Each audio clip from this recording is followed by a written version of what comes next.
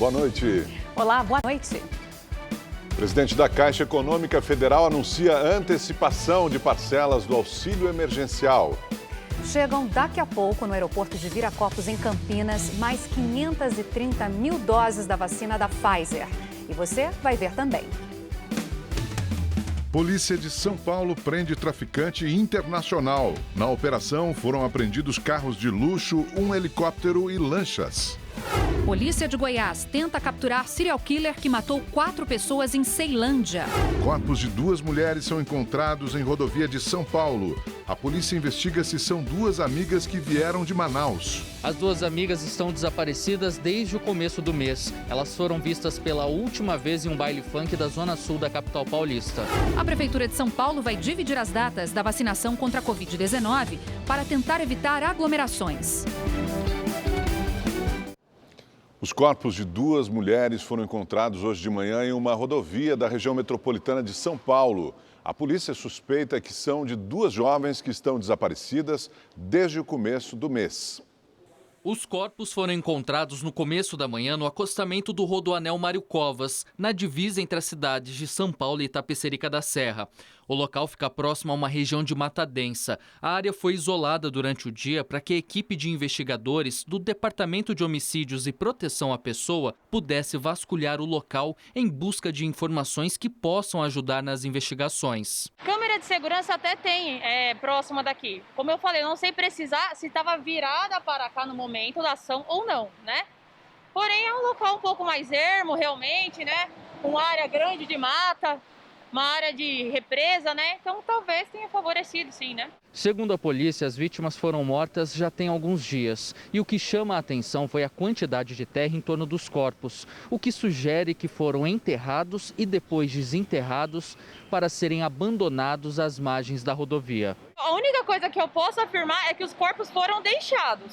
Parece que foi deixado para realmente ser localizado, né? Se estavam com roupas, as meninas estavam com calça jeans, blusa, né? A suspeita é de que os corpos sejam das amigas Cláudia, de 25, e Júlia, de 26 anos, que estão desaparecidas desde o começo do mês. De acordo com a polícia, elas teriam sido vistas pela última vez em um baile funk, na comunidade de Paraisópolis. Durante o dia, familiares de uma das garotas estiveram no Instituto Médico Legal, na zona sul de São Paulo, para o reconhecimento dos corpos. Segundo a advogada da família, se for necessário, a polícia irá pedir exames de DNA para confirmar as identidades. Foram mostrados apenas 2 fotos somente das tatuagens, tá? Pelas tatuagens coincidem, a tatuagem só não é suficiente. Os corpos estão em estado avançado de decomposição, então não é possível fazer um reconhecimento visual. A Polícia Civil de São Paulo prendeu hoje um traficante internacional. Igor Daniel Zago, conhecido como Hulk, estava no litoral do estado. E com ele, a polícia prendeu um carro de luxo, lanchas e um helicóptero. Condenado a 29 anos de prisão, ele foi encontrado em uma casa em Riviera de São Lourenço, no litoral paulista. Segundo a polícia, Hulk é responsável por operar um esquema de tráfico internacional. Ao todo, foram cumpridos 5 mandados de prisão e 11 de busca e apreensão. Além de Hulk, a polícia prendeu a mulher dele e outros 3 suspeitos. Na operação, os agentes apreenderam um carro de luxo, um helicóptero, 2 lanchas e um jet ski, além de armas e munições. Os acusados são investigados pelos crimes de tráfico de drogas e organização criminosa. Um incêndio destruiu 10 ônibus que estavam na garagem de uma empresa em Belo Horizonte. A polícia prendeu um suspeito e tenta identificar o responsável por ter provocado o fogo. A imensa fumaça pôde ser vista de vários pontos da capital mineira. 10 ônibus foram completamente destruídos. As chamas altas assustaram os moradores. Alguns tiveram que deixar suas casas, já que havia risco do fogo atingir os imóveis. Apesar do susto, ninguém ficou ferido. O prejuízo, de acordo com o dono da empresa, é de cerca de 10 milhões de reais. Ele acredita que o incêndio tenha sido criminoso. Imagens de uma câmera de segurança mostram um homem saindo da garagem e, segundos depois, é possível ver a fumaça e o fogo em um dos ônibus. Durante a tarde, um suspeito que seria o mandante do crime foi preso. Ele é dono de outra empresa de ônibus de turismo e já tinha passagens pela polícia. O homem que aparece nas imagens ainda é procurado. Em Formiga, no centro-oeste mineiro, uma policial militar foi afastada após agredir uma mulher que, segundo a família, sofre de problemas mentais. 3 militares aparecem discutindo com a mulher que reage e é agredida com 2 tapas. Maria de Fátima foi presa por resistência e liberada horas depois. Ela alegou que sofre sérios problemas mentais e que se esqueceu de tomar os remédios. Após a repercussão do caso, a policial foi afastada e um processo administrativo foi aberto pela corporação. A polícia prendeu 2 suspeitos de assassinar uma diretora e uma professora no mês passado na zona leste da capital paulista. O repórter Murilo Rincon traz agora ao vivo os detalhes para a gente. Boa noite, Murilo. Boa noite, Augusto. Milena, boa noite a todos. Exatamente. Segundo o delegado responsável pelo caso, um dos suspeitos foi preso na zona leste da capital paulista e o outro na zona rural de Americana, no interior do estado. A dupla é suspeita de matar a diretora Jéssica Lopes Frazão e a professora Marli Gomes de Lima no último dia 24. As duas estavam dentro de um carro em uma avenida na zona leste de São Paulo quando foram abordadas pelos criminosos. No assalto, elas foram baleadas e mortas. A terceira mulher, que ocupava o veículo junto com as outras 2, essa não foi atingida pelos disparos. As investigações não descartam a possibilidade das 2 mulheres terem sido mortas por engano, já que, de acordo com as investigações, uma das linhas de investigação é de que os criminosos tinham a intenção de roubar o carro de um dono de um posto de combustíveis da região. Durante coletiva de imprensa, o delegado deu detalhes da participação dessa dupla que foi presa no crime. Vamos ouvir. Eles negam o fato e, por enquanto, ainda apresentam versões desencontradas que, quando são confrontados com os elementos que nós temos de prova, elas se tornam insustentáveis para eles. Um deles, efetivamente, foi quem passou as informações de entre saída e entrada dos veículos.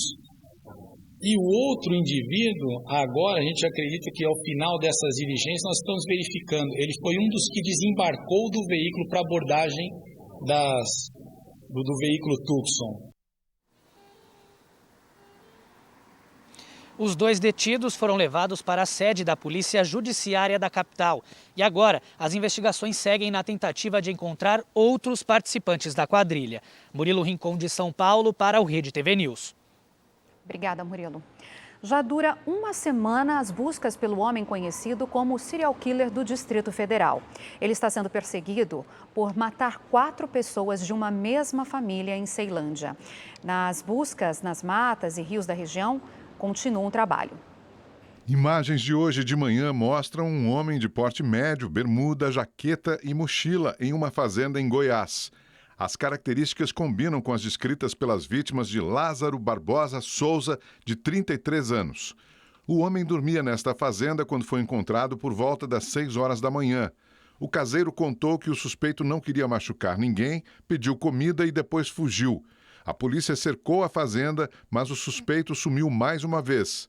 Lázaro está sendo procurado por matar uma família a tiros e facadas em Ceilândia, no Distrito Federal. A fuga dele, que já dura 7 dias, tem deixado um rastro de crimes e destruição. O criminoso atirou e feriu pessoas, invadiu chácaras e fez reféns. Uma força-tarefa formada pela Polícia Militar, Polícia Rodoviária Federal, Polícia Civil, com o reforço da cavalaria, cães farejadores, helicópteros e drones, trabalha nas buscas na mata. De acordo com a Polícia do Estado, ele conhece bem a região e, por ser caçador, consegue se esconder e dormir em cima de árvores. Mais de 200 policiais estão na caçada de Lázaro.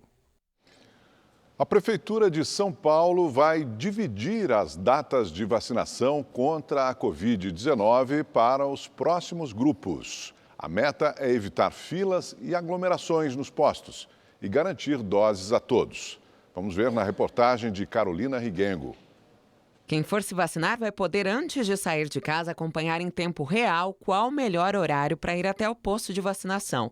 Para isso, a Prefeitura de São Paulo lançou o portal De Olho na Fila. A gente está escalonando para dar tranquilidade para as pessoas que vão vacinar e também para que a nossa equipe da Secretaria de Saúde possa desenvolver o seu trabalho de uma forma coerente e que atenda à necessidade da população que vai se vacinar. O secretário municipal de saúde explicou que o escalonamento é importante porque as vacinas também vão chegar de maneira fracionada. Então fizemos essa divisão e vamos fazer ao longo de todo o processo de vacinação anunciado pelo governo do estado até o dia 15 de setembro, quando a gente completa, então, a vacinação para as pessoas acima de 18 anos. Com o calendário da capital fracionado, o cronograma prevê que amanhã poderão ser vacinadas as pessoas com idades entre 56 e 57 anos. Na quinta-feira, entram no calendário as pessoas com 54 e 55 anos. Na sexta-feira, é a vez das pessoas com 52 e 53 anos. No sábado, a imunização é para o grupo com 50 e 51 anos. Na próxima segunda e terça-feira, é a repescagem de todo o grupo entre 50 e 59 anos. Até agora, mais de 5 milhões de pessoas já foram vacinadas na capital. Outra novidade é o painel Covid-19, uma ferramenta que aponta todo o monitoramento dos indicadores da pandemia na cidade. Na página, o morador pode acompanhar por meio de um painel interativo dados epidemiológicos de assistência, vacinação, além dos mapas de incidência da pandemia na cidade. Chega daqui a pouco no aeroporto de Viracopos, em Campinas, no interior de São Paulo, um voo com 530 mil doses de vacinas da Pfizer-BioNTech. O lote é o primeiro de 3 que serão enviados ao Brasil esta semana, totalizando 2.400.000 doses. A remessa faz parte do acordo da farmacêutica com o governo federal, que prevê a entrega de 200 milhões de doses ao país.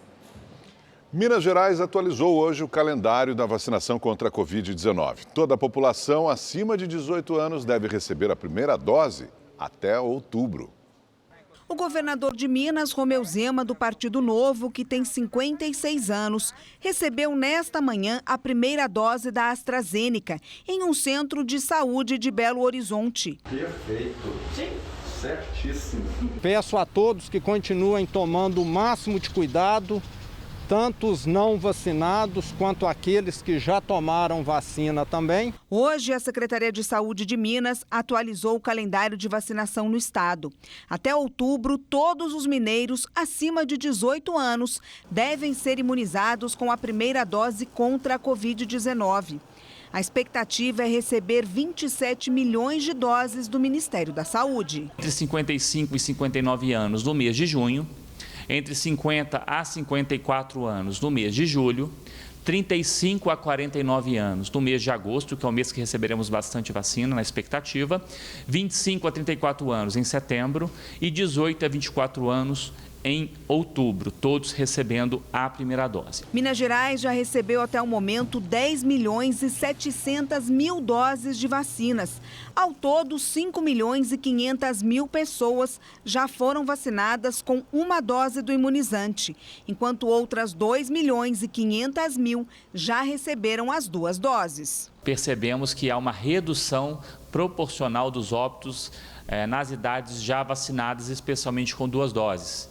Então, mostrando aí, então, que a vacina é eficaz, todas as vacinas são eficazes. Lembrando que as vacinas utilizadas nesses grupos aí foram praticamente Coronavac, na maior parte das vezes, e AstraZeneca. Estudantes de 12 a 14 anos de idade serão vacinados esta semana em Betim, na região metropolitana de Belo Horizonte. A cidade é a primeira do país a imunizar adolescentes nesta faixa etária. A previsão é que a primeira dose seja aplicada a partir de amanhã nos alunos da rede municipal de ensino. Já os estudantes das redes estadual e particular serão cadastrados durante a semana, segundo a Prefeitura de Betim. A expectativa é imunizar cerca de 19 mil adolescentes doses. A medida foi tomada após a chegada de mais de 6 mil doses de vacinas da Pfizer. Na última sexta-feira, a Anvisa autorizou a aplicação do imunizante em pessoas a partir de 12 anos. O plano é que as aulas sejam retomadas em agosto com os alunos e professores já vacinados com a primeira dose. Festival de Prêmios Inverno da Sorte do Rede TV Plus. Veja como participar e ganhar. Os sorteios são diários e você pode levar notebooks, Smart TVs e smartphones. Todos os domingos no Encrenca sai também um Renault Kwid zerinho. E ao final da promoção, uma Mercedes C180 Avantgarde pode ir direto para sua garagem. Tudo o que você precisa fazer é continuar assinando o Rede TV Plus ou fazer a sua assinatura agora mesmo, apontando a câmera do seu celular para o QR Code aqui na sua tela.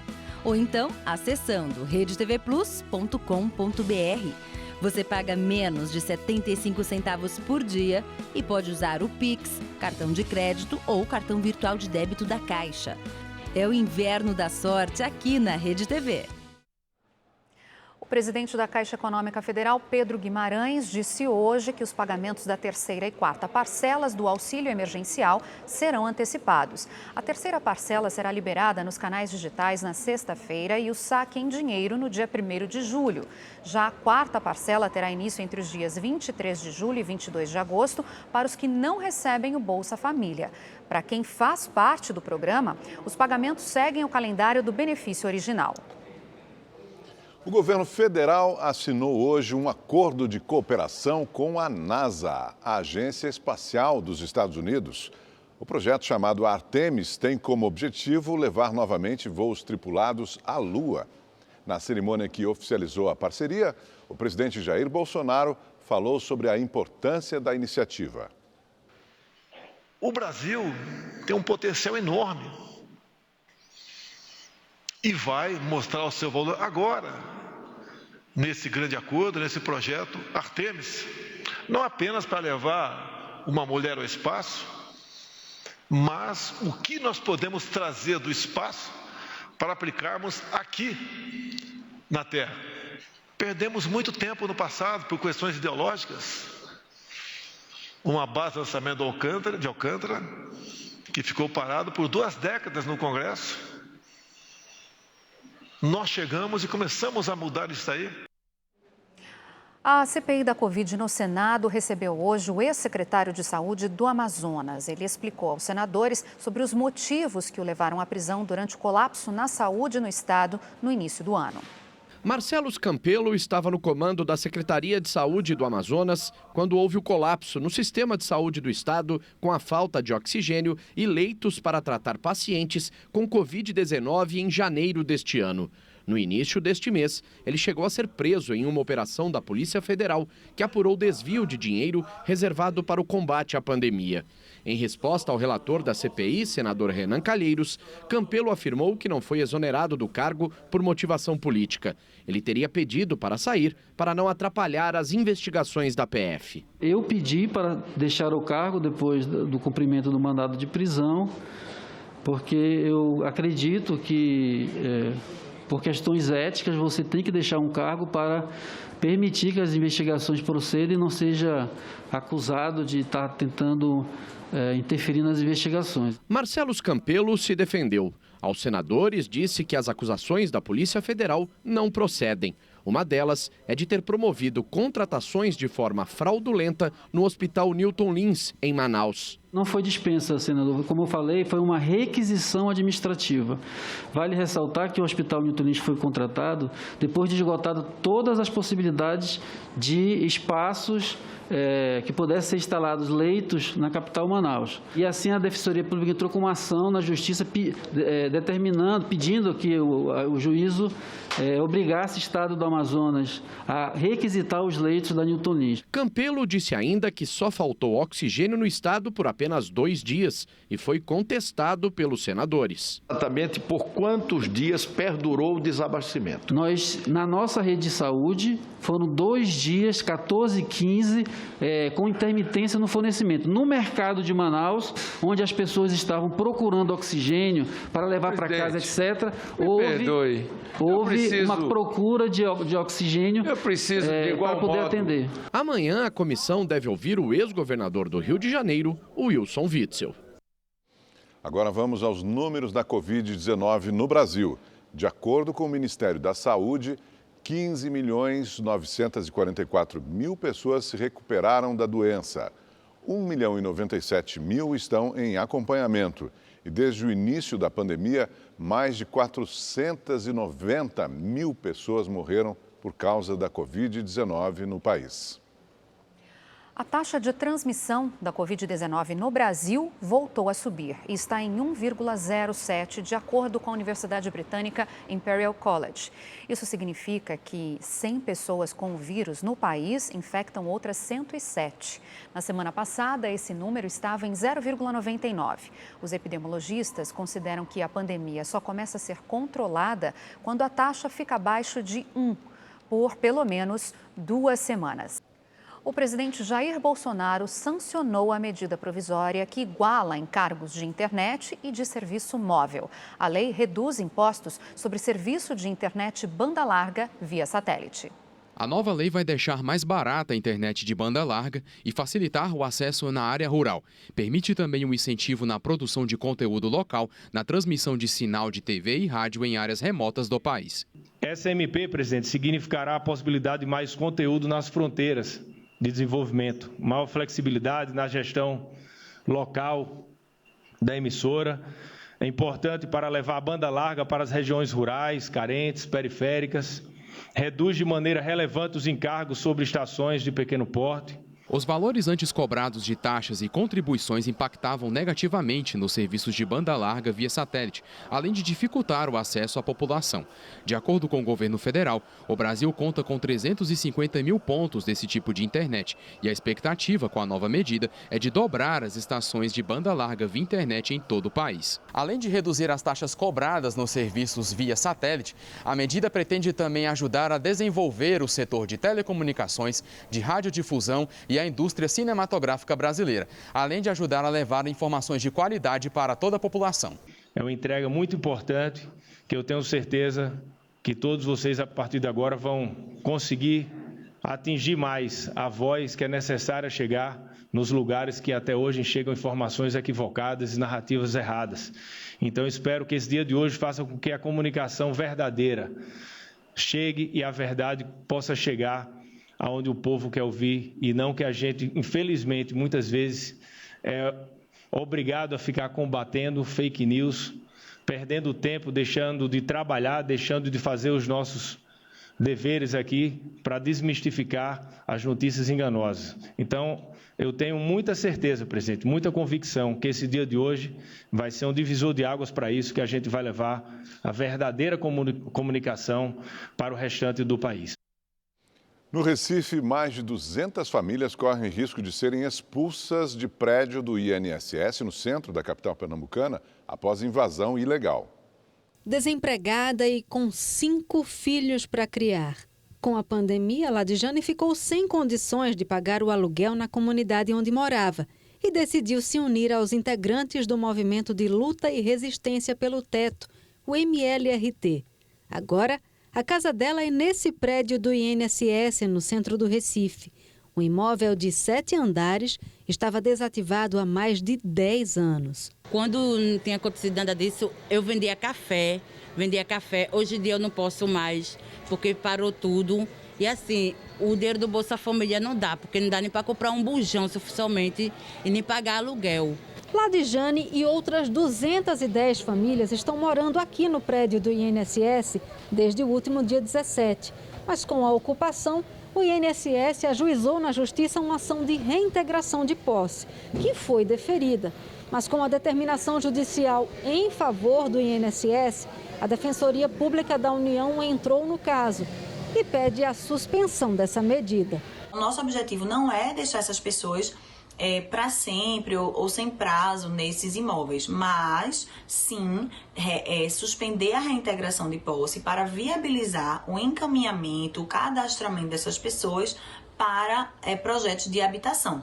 Segundo esse especialista, na região metropolitana do Recife, o déficit habitacional chega a 111 mil residências. A gente sabe que existem mais imóveis vagos no Brasil do que gente precisando de moradia. Então a gente precisa de políticas públicas que de alguma forma permitam que novas famílias acessem a moradia e outras famílias não percam moradia em decorrência de desastres socioambientais. Então é fundamental que a gente tenha políticas públicas para garantir esse direito constitucional.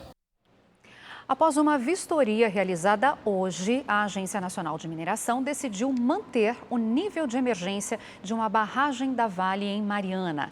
A estrutura está interditada por risco de morte dos trabalhadores.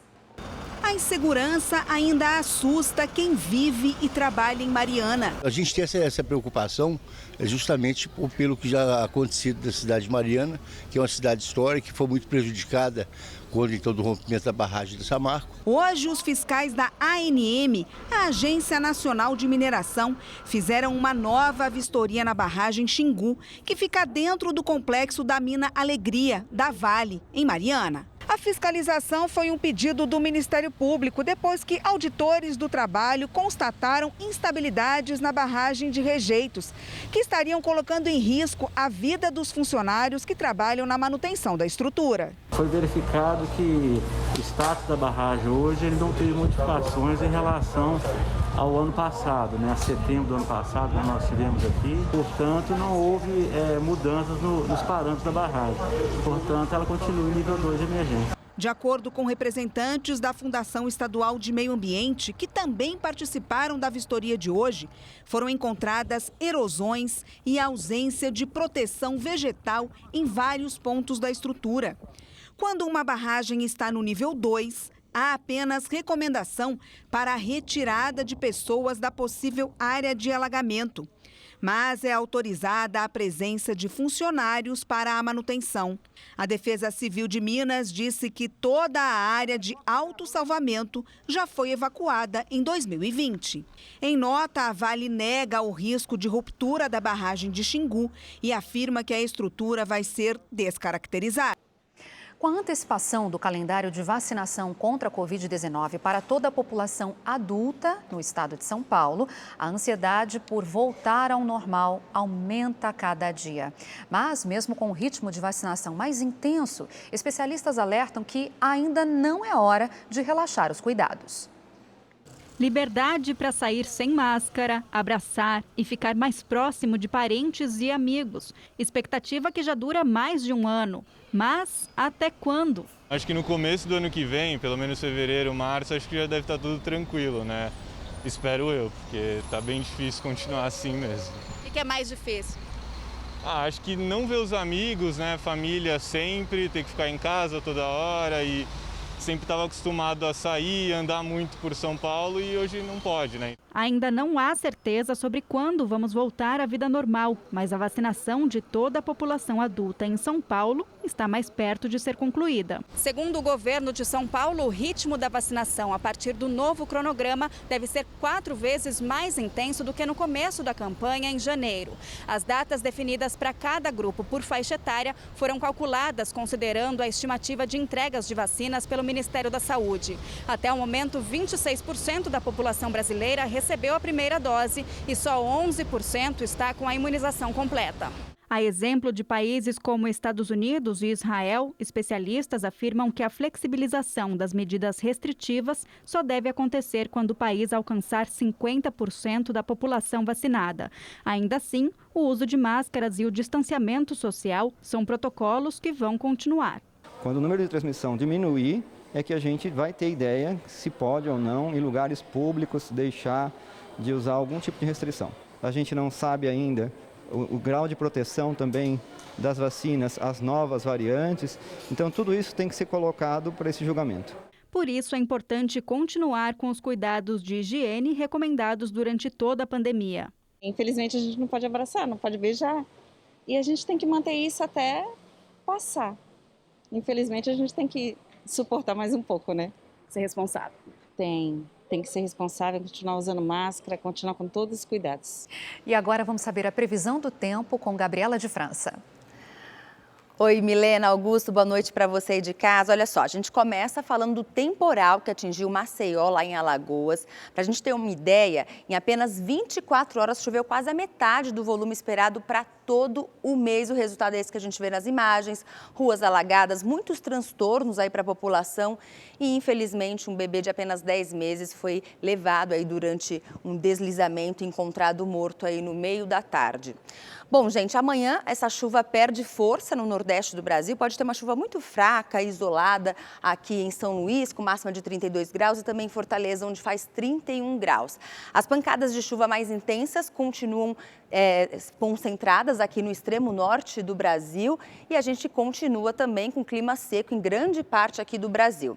O que vai mudar, teremos aí uma pequena mudança, porque tem uma frente fria avançando aqui entre o sul e sudeste do Brasil e ela promete levar um pouco de instabilidade para essa região e até chuva aí no final de semana.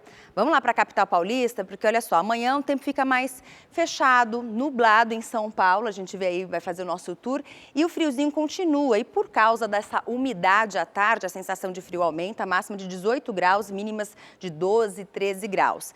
Em Curitiba, lá no Paraná, mesma coisa, quarta-feira e quinta-feira de tempo nublado e frio, mínima pode chegar aos 8 graus e a máxima não passa dos 12 graus na quinta-feira.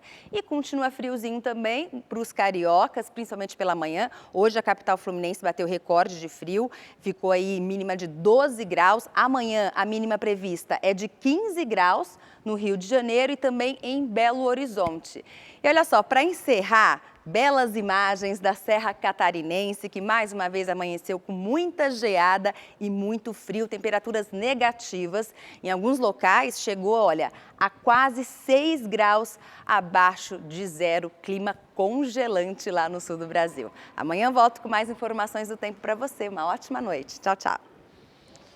A infecção por coronavírus, além de ser altamente contagiosa, pode causar disfunção respiratória, física e psicológica nos pacientes afetados.